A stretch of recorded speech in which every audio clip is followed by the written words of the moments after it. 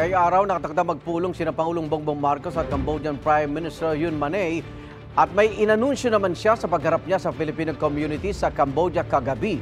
Live mula sa Phnom Penh, Cambodia, may unang balita si Jonathan Andal. Jonathan!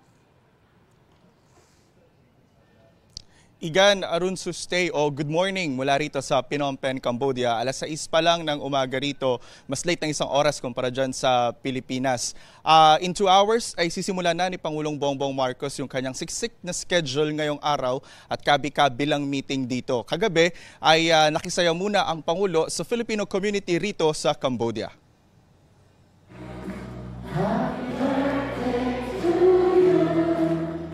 Maagang binati si Pangulong Bongbong Marcos ng mahigit 500 Pilipino sa Cambodia para sa nalalapit niyang 68th birthday sa September 13. Ito ang first stop ng Pangulo pagdating niya rito sa Phnom Penh kahapon para sa 3 araw na state visit. Naatasan ko si Secretary Kakdak na magbukas ng Migrant Workers Office dito ngayon sa Phnom Penh.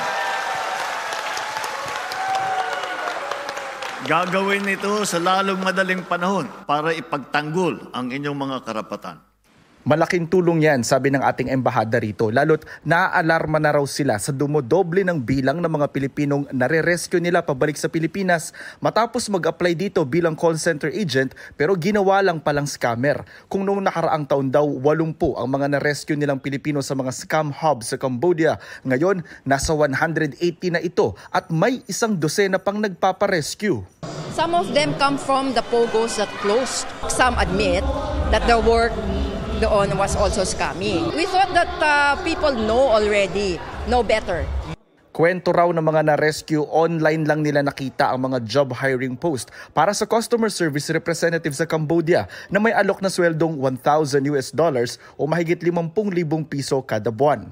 But if they don't meet their quota, they get deductions. In the end, they get nothing. Media can help raise awareness about the dangers of online recruitment. Ang problema sa transnational crime ang isa sa mga pag-uusapan sa bilateral meeting mamaya ni Pangulong Marcos at Cambodian Prime Minister Hun Manet.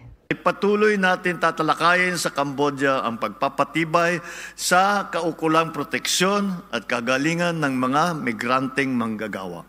May meeting din ang Pangulo sa mga negosyante rito sa Cambodia para palakasin ang pamumuhunan sa dalawang bansa, maparami ang mga turista at mapalakas ang pag-export ng mga Pinoy products dito sa Cambodia.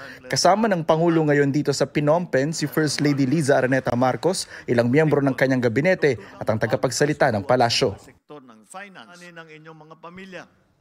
Kayo rin Igan, magtatapos ang araw ni Pangulong Bongbong Marcos sa isang state banquet tapos bukas ay uuwi na rin siya sa Pilipinas. Yung unang latest mula rito sa Phnom Penh, Cambodia. Balik sa iyo, Igan. Bukod sa transnational crime, ano pa inaasahan tatalakayin ng Pangulo at ni Prime Minister Manet sa bilateral meeting mamaya, Jonathan? Yes, Igan, pag-uusapan din ni Prime Minister Hun Manet at ni Pangulong Bongbong Marcos yung tungkol sa higher educations o kolehiyo. Magpapalitan sila ng best practices. Tapos pag-uusapan din nila yung air services kung paano mapapalakas. Though meron man na noon pa na direct flight from Manila to Phnom Penh. So para sa state visit na to, inaasahan na magka-close ng 3 agreements ang Cambodia at ang Pilipinas. Nung pumunta yung Cambodian Prime Minister sa Maynila noong Pebrero, 11 agreements yung napagkasundoan nila o yung na-close nila. So for this year alone, sabi nating embassy, for this year alone, 11 agreements. Nung pumunta yung Cambodian Prime Minister sa Pilipinas noong February, 8 agreements. So ngayon ay 3 agreements. So 11 agreements all in all for this year alone, Igan. Jonathan, may pagkakataon ba kayo makapanayam dyan ng Pangulo?